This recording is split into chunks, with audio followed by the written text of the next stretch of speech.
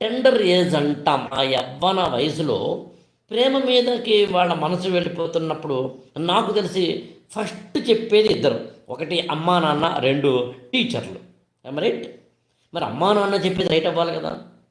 College టైంలోనే ఇక్కడ కులాంతర మతాంతర ఏం కాదు, ముందు ప్రేమ అనేదే నా దృష్టిలో తప్పు ఆ వయసులో. ఆ తర్వాత జీవితం అనేది చాలా గొప్పదని తెలిస్తే ప్రేమ చాలా చిన్నదైపోతుంది. ప్రేమించడము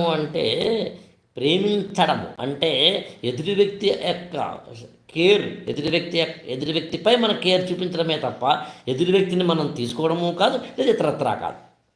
సో అందుకని నాకు తెలిసినంత వరకు ప్రేమను ఎప్పుడు అంటే ప్రేమ అనే వైరస్లోకి ఎప్పుడు వెళ్ళాలో తెలుసుకోవాల్సిన బాధ్యత ప్రతి ఒక్కరిది.